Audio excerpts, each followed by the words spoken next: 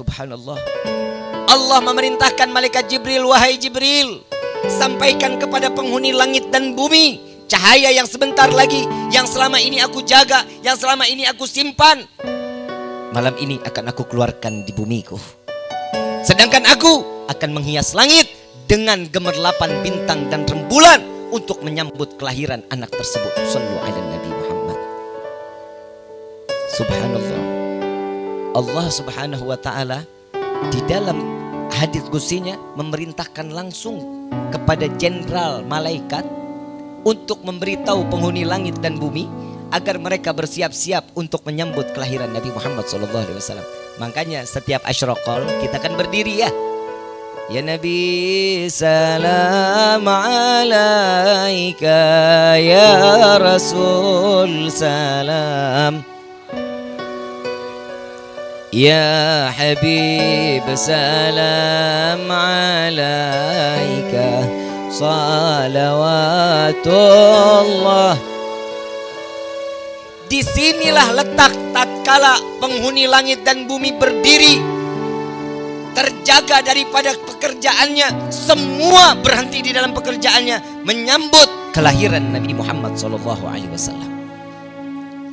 Dan di saat itu ada salah satu malaikat yang dengan indahnya Allah ciptakan, dengan daripada sayapnya yang diciptakan dari emas, setiap ujung daripada sayapnya berlian permata yang indah dengan emas yang luar biasa. Beliau tidak berdiri atas saat dimana dilahirkan Nabi SAW, tidak memuliakan, tidak mendengar apa yang diperintahkan Allah, maka Allah hinakan malaikat tersebut dalam keadaan dimiskinkan oleh Allah. Dicabut emasnya, permatanya, habis. Malaikat tanpa sayap, tidak memiliki sayap, dihinakan oleh Allah. Kenapa? Karena tidak bergembira dan tidak mempersiapkan diri untuk menyambut kelahiran baginda Nabi Muhammad Sallallahu Alaihi Wasallam. Ada satu kisah setelah meninggalnya Nabi Muhammad Sallallahu Alaihi Wasallam. Ada sepasang orang Yahudi, suami istri orang Yahudi, di tengah-tengah orang-orang Muslim. Setiap tahun tetangganya bikin acara besar, kasih makan, bawain berkat, wah macam-macam, belanjanya luar biasa, yang diundang ribuan, semuanya mendapatkan semua keberkahan dari acara tersebut. Istri nanya, wahai suamiku, ini tetangga kita ini tiap tahun kok bikin acara terus, ini acara apa sih? Si suami nyaut, dia sedang merayakan hari di mana dilahirkan Nabi Muhammad SAW. Jadi setiap tahun beliau bikin acara Maulid Akbar, memberi makan ke semuanya, memberikan kesenangan kepada semuanya, bergembira atas kelahiran Nabi Muhammad SAW. Kata istrinya, repot bener ya, itu duitnya gak sayang apa buang-buang duit kayak begitu. Tertidur sampai ke malam. Singkat cerita, pasangan suami istri ini yang Yahudi tidur.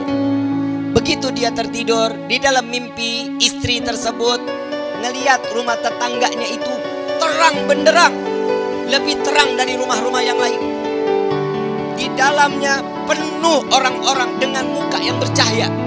Didatangi perempuan tersebut, si perempuan masuk ke dalam rumah, lalu bertanya kepada tetangga tersebut, sebelahnya ada orang di sebelahnya, wahai tuan, ini ada apa? Kok ramai benar? Itu yang di tengah-tengah siapa? Ganteng luar biasa. Oh, ini kami diundang oleh sahibul hajat untuk merayakan maulid Nabi Muhammad SAW. Nah itu yang kalian lihat, yang kau lihat, laki-laki tampan tersebut, itu adalah baginda Nabi Muhammad SAW.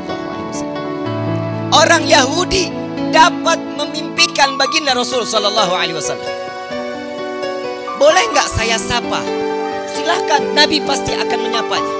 Saat itu dipanggil oleh, ya Muhammad, labbaiki wa sa'daik, saya menerima panggilanmu. Apa? Nabi SAW ini orang Yahudi manggil Nabi dengan lemah lembut. Nabi memanggilnya. Dan di saat itu juga Si perempuan mengatakan, begitu sempurna cahaya yang Allah ciptakan kepadamu ya Muhammad. Apa jawabannya? Alhamdulillah atas nikmat yang telah Allah berikan kepadaku dan kepada umatku, kata Nabi SAW. Lamun di perempuan langsung bersaksi, ya Muhammad, maukah engkau menyaksikan aku? Aku bersaksi tiada Tuhan selain Allah dan engkau adalah betul Muhammad adalah utusan Allah. Apa jawaban Nabi? Maka aku yang akan menyaksikan persaksianmu di hadapan Allah. Masuk Islam di dalam mimpi. Begitu bangun, ngelihat suaminya udah gak ada. Waduh, ini bahaya nih. Saya udah masuk Islam tapi di dalam mimpi. Ini kalau saya ceritain, udah deh, saya udah betul banget. Saya mahabbah kepada Nabi SAW dan saya mau beriman kepada Allah. Gimana cara saya untuk bicara kepada suami saya? Panjang akalnya. Begitu dia keluar kamar, ngelihat, nggak taunya udah ada belanjaan banyak di dalam rumahnya. Ini kaget, ada apa ini, acara apa? Suaminya lagi bawa-bawa sayuran, lagi bawa-bawa hadiah, belanjaan. Ditanya, wahai suamiku, ini mau ada apaan? Oh, saya mau tasyakuran, katanya. Saya mau ngundang semua tetangga-tetangga saya. Ada apa? Tapi dengarkan dulu ceritaku, kata istrinya. Aku ingin merayakan maulid Nabi Muhammad SAW. Kata suami, yang mimpi istri, suami ingin merayakan maulid. Kok tahu? Apa katanya dari istri tersebut? Kok tahu wahai suamiku? Apa kata suaminya? Ceritanya belum sampai di situ engkau. Cerita mimpimu saat engkau bersyahadat di hadapan Nabi. Maka disitulah aku datang kepada Nabi dan Nabi memberitahuku bahwa istriku, wahai fulan, istrimu telah memeluk agama Islam dan bersaksi di hadapanku. Di dalam mimpi kedua-duanya memeluk agama Islam disaksikan oleh baginda Nabi Muhammad SAW. Hanya di dalam mimpi Allah berikan taufik dan hidayah. Itu orang yang beda iman. Gimana kita yang dari kecil ngaku beriman kepada Allah, beriman kepada Nabi, tapi saat dilahirkan Nabi tidak lagi mencintai Nabi, tidak lagi bergembira. Na'udzubillahi min dzalik. Kita kalah sama Abu Lahab. Abu Lahab saat dimana Suwaibah memberikan kabar kepada Abu Lahab, ya Abu Lahab, Abdullah istrinya telah melahirkan seorang anak laki-laki. Bergembira Abu Lahab. Langsung, wahai Suwaibah, aku merdekakan engkau.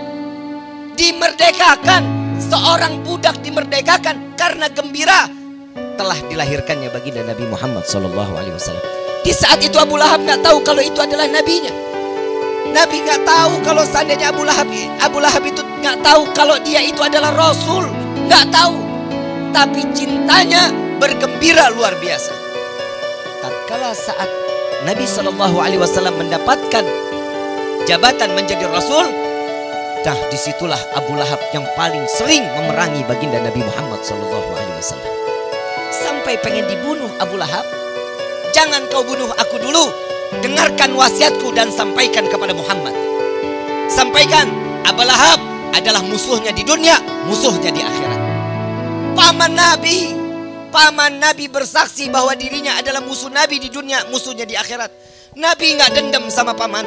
Nabi nggak kesel sama pamannya, walaupun udah dilemparin kotoran, sudah dicaci, sudah dimaki, enggak.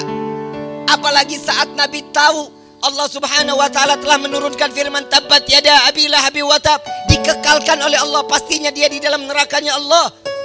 Tapi Nabi nggak pernah bosan, datang setiap hari ke rumah Abu Lahab. Untuk apa? Untuk membawa Abu Lahab untuk memeluk agama Islam. Walaupun cacian, walaupun makian, Nabi nggak pernah bosan untuk berdakwah kepada keluarganya tersebut. Nabi tahu ayat udah turun, ayat tersebut sudah turun, surat tersebut sudah turun. Jika Abu Lahab diberikan hidayah, maka ayat tersebut tetap akan ada, nggak mungkin hilang. Tapi usaha Nabi terus di hadapannya, terus dakwah. Ayuhal hadirun, dakwah nggak harus tunggu pakai mic. Dakwah nggak harus tunggu kalian ada di atas panggung.